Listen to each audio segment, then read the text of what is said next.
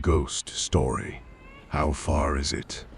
A pissed-off Jane looks sideways at her husband, bored of the trip already. They were supposed to have fun, and for the past 1 hour, they had been driving continuously. We are almost there, Harry replied calmly. He was keeping his eyes open for any kind of surprises. It was raining. The windshield wipers were on. They were driving through the woods. The road was deserted. It was already getting dark. Didn't the map say 8 chems more? It is almost 10, I'm guessing. Harry chose not to reply. In the back of his mind, he was wondering about that himself. I don't like this place.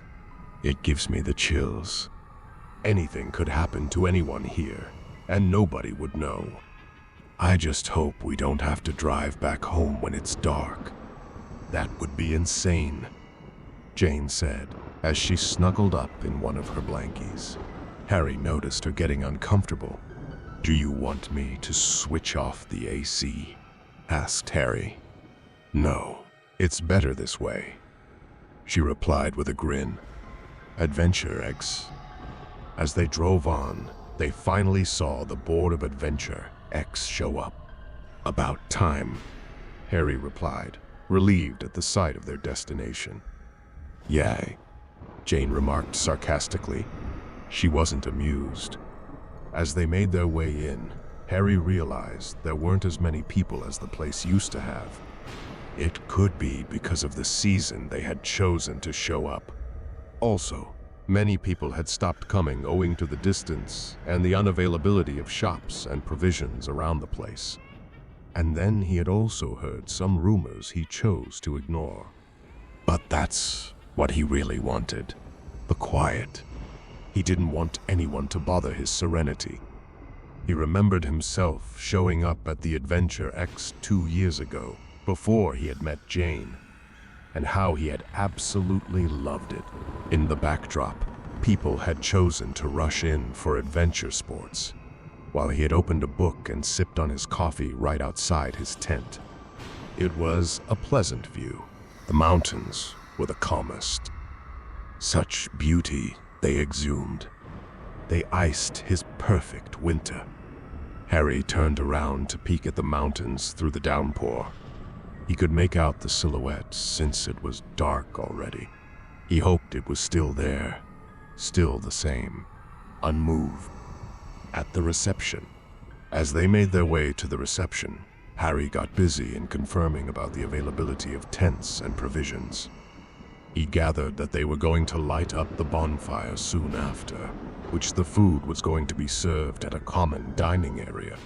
The receptionist added, "Since it's raining outside, we have arranged tents indoors." It would be the same. Harry looked at him and replied, it wouldn't be the same. Jane was freezing, and she wanted to change at once because they had got soaked while making their way in. The receptionist ordered one of his attendants to show him their room, which was next to the reception area only. They peeped in to find 2 tents arranged adjacently. There were fans, lights, and everything they could have possibly needed to stay the night. Harry shut the door behind him as they changed into something comfortable. They walked out as Harry tried to locate the toilet. It was to their left. He didn't like how they had chosen to make it a common washing area. It was accessible to everybody, from the receptionist to the attendants to whoever who walked in the front door. As Harry came out from the toilet, his stream of thoughts was broken by Jane when she said, "Come, let's go to the bonfire." Bonfire. As they ran towards a large, open area, ran because it was still raining, they came across the bonfire place. It was covered by a huge shed, with benches all around they could pull. The same attendant was busy throwing in some sticks in there, making the arrangements. Another family joined in soon as the fire danced. They came from another set of rooms that were placed diagonally opposite to the main entrance. Such set of rooms were everywhere, and all of them housed tents indoors since it was raining cats and dogs outside. "We should have come during the winters," The family head said aloud. He was somewhere around 40 and probably the only other friendly face they had seen there so far. He had a grown-up kid and a quiet wife who were busy mumbling about something. They were completely drenched. They were trying to dry themselves up and were awfully close to the fire. "I am sorry," Harry managed. "It used to be fun then. I remember the time we had our tents outside. Nights never used to be this gloomy." Harry replied, "Exactly. That's exactly what I was telling Jane, my wife here. She doesn't seem to be impressed so far." Jane cut in to be polite. "No, it's great. I am impressed," the man continued. "The rain has taken away the fun. We should have planned this trip properly." Harry replied, "You got that right." After a while, he introduced himself. "Dr. Isaac Jenkins." Harry nodded and introduced himself and his wife. They came to realize they were the only two families that had showed up that day. They talked for a while, before their chatter became family mumble again. The horror story. "Do you know any horror stories?" Jane tried to break the monotony. Since they were coiled up around a bonfire, that's the only thing she could think of. "Oh no. Jane, what's with you and horror?" Dr. Isaac tried to say. "It's all right." Harry was adamant. No, it's not. She listens to these stories, and then she keeps me up all night. Please don't, even if you know one." Jane tried to defend herself. "Oh, come on, Harry. I will not. I promise." Isaac looked at his family for a second and then said, "I can tell you the one about this place, if you want." Jane's eyes widened. Harry wondered if he was talking about the rumors. "You want to know why people have stopped coming to this place?" Isaac's wife intervened. "Oh, come on, honey. You don't believe that baloney, do you?" Isaac replied calmly, pointing towards Jane. "I am just saying. The girl wants a story." Jane's heart skipped a beat. "What happened? Please tell me." 8 murders. Isaac looked at Jane gravely, then said, "Mass murder. Last year, 8 people killed. A psychopath. He dragged them to woods, one by one, killing them in different ways as they wailed in pain into the starlit sky. Nobody came to help. The authorities didn't know what to do. When help arrived, it was too late." Jane had her hands over her mouth. 8 murders? She was shocked to hear that.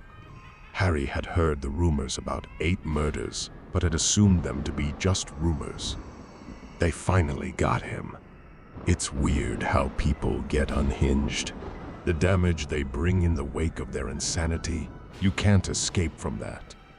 But all you could do is hope. Hope that you don't end up getting stranded in a wrong place at the wrong time. Jane was speechless. Harry scoffed. That wasn't bad. Was it dear?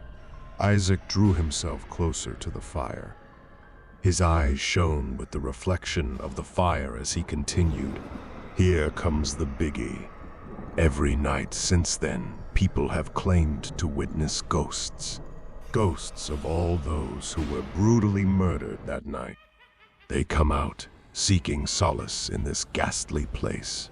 They are all over the ridges, the hills. You pay attention enough, and you will be lucky to see one yourself, or unlucky." Then he ended it with a boo. "Dinner." Jane felt a choke in her throat. She was terrified to the core. Isaac was really intense.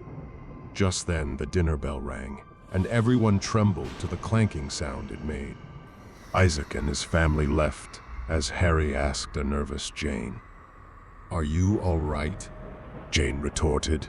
"I can't believe you brought us here to a godforsaken place that had a frigging history."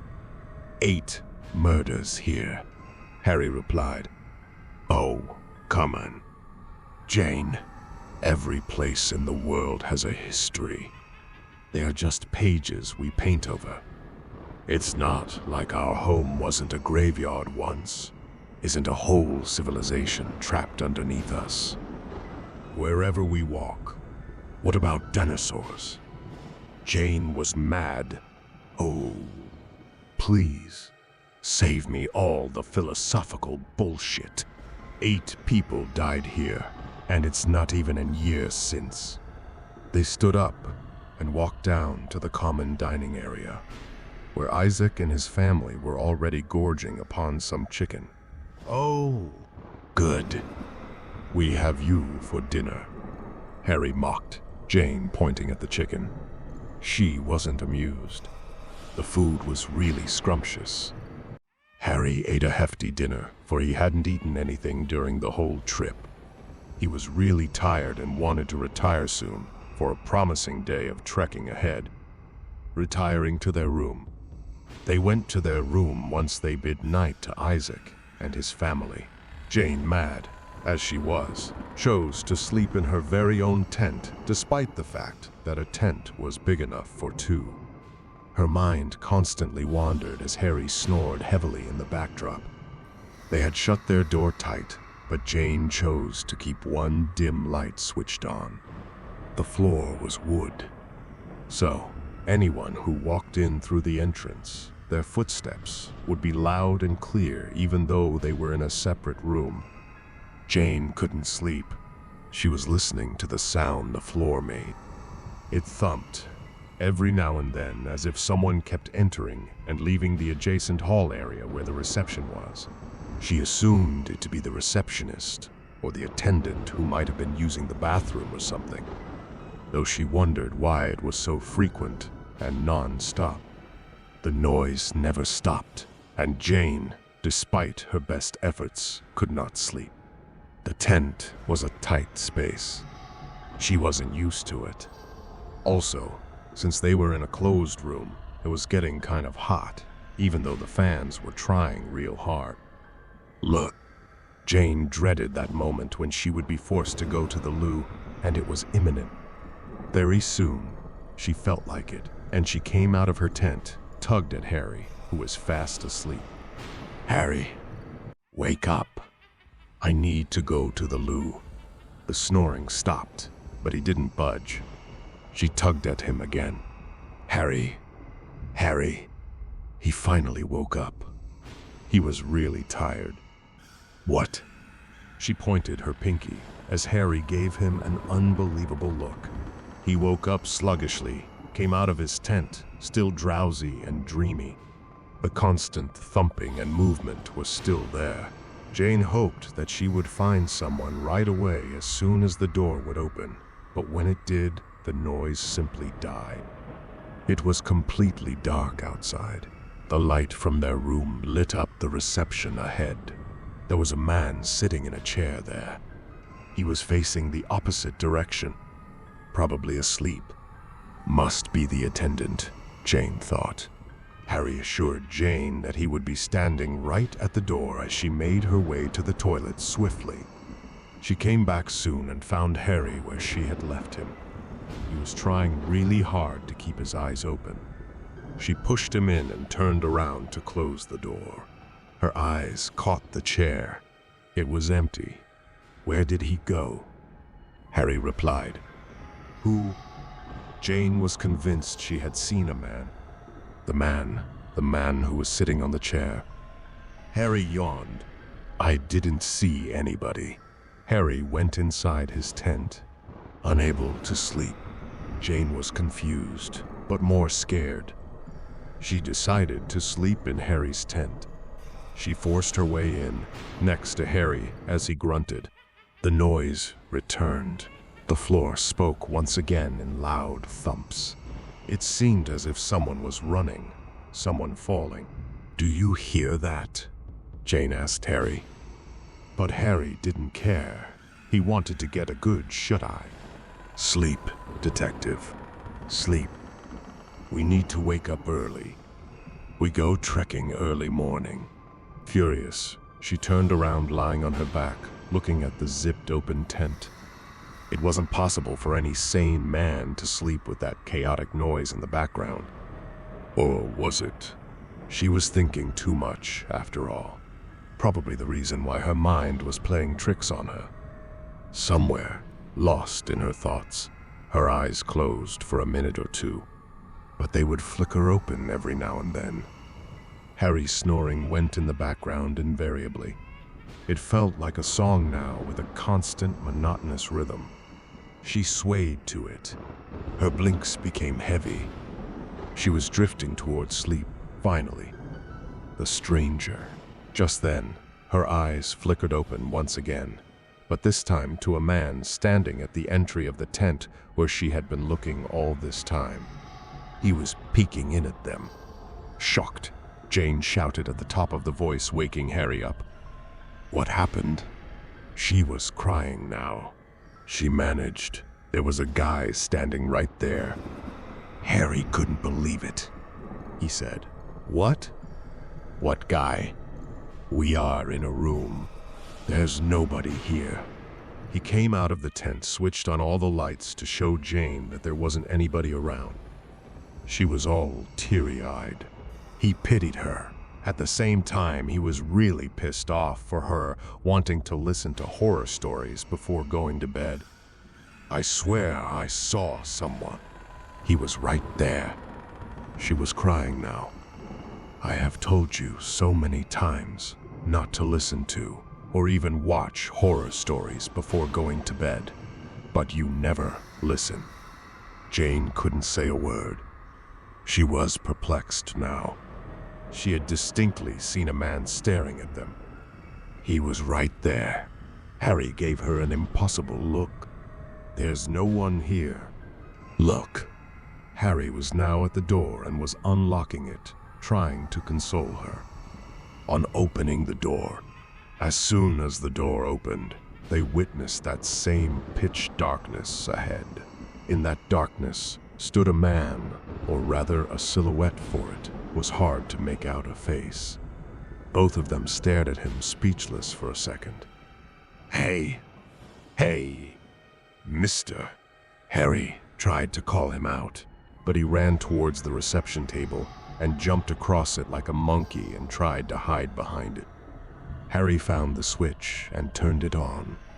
The hall was lit now. He went to the reception to see the stranger, but as soon as he peeked, he found nobody there. What the hell? Jane was in too much of a shock to speak. Where did he go? He was right here. Harry was asking Jane, who couldn't even move now. "Jane, you saw him too, right?" Jane nodded. She was trembling. Just then, his attention went to the entrance. A face was peeking at him from outside. "Hey, stop!" And Harry went running outside, only to realize there was no one out there. The slow pitter-patter of rain fell on the galvanized shed outside. That was the only noise out there. Jane was already packing. It was too much for her to handle. She shouted, "Harry!" Harry was confused. He made his way back to Jane, who looked as if she was about to have a nervous breakdown. "Let's get the hell out of here." The attendant. Their bags were packed, and they were ready to leave. When they headed out, they bumped into the attendant outside, who was carrying a searchlight in his hand. "All good. You need something." Harry was furious. What the hell is this place? We just saw a man who disappeared behind the desk. The attendant seemed disinterested. He probably might have heard it a dozen times. "You are not the first person to say that." Harry caught him by the collars. "You should have said something before, if there was something going on here." The attendant quickly retorted, "What? And miss on $1,000 bucks?" Harry was more enraged by his answer. Look at my wife. He brushed him against the wall. If something happens to her, I'm going to shut this place down. Do you understand? Do you? The attendant nodded meekly. Jane insisted Harry to leave him alone. So he did, remembering Mr. Jenkins.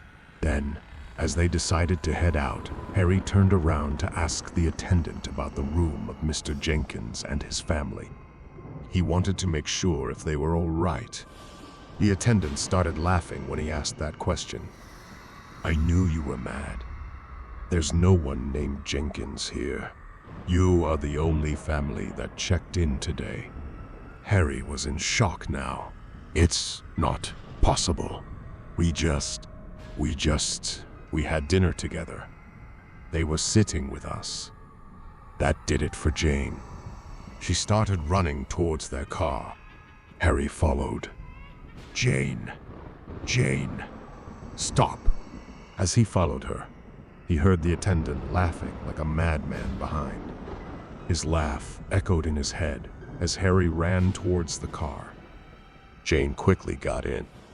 As Harry was about to get in, he noticed there was a security guard standing near the main gate of Adventure X. He wasn't there when they had driven in. As they drove past him, Harry glanced at him, only to find him without any eyes. There was blood dripping from where there was supposed to be his eyes. He just stared at them, go from right to left, as if he could see. Jane dug herself inside Harry's lap, crying as he rubbed her, saying, "We are out of here. Don't worry." The woods.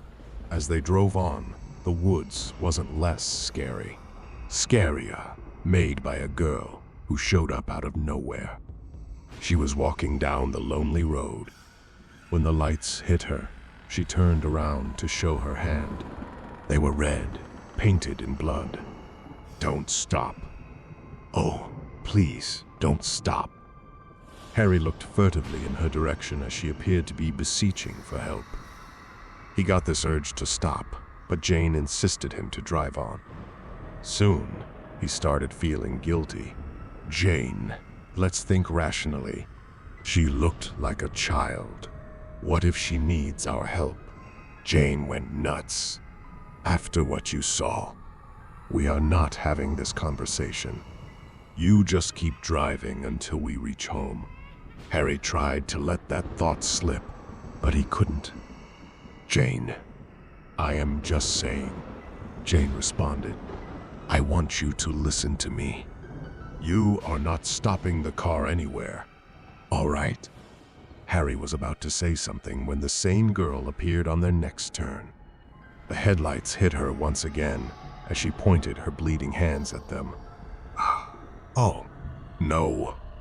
Harry dabbed the throttle as hard as he could, and they passed her for good. The escape. They had covered a good distance when Jane felt relaxed. It suddenly clicked Harry that there were 8 ghosts in total. He spurted out loud. 8. Jane gave him a puzzled look. 8? What 8? Harry explained. 8 murders, remember? She was the 8th one, I think. Jane realized that, too, but asked him not to remind her. They felt safe again when they found the shimmering lights of the city searing through the night. Jane smiled as he looked at Harry, who was still busy concentrating on the road. For what it's worth, I am impressed. A bemused Harry glanced at her. Their eyes met, and they both laughed.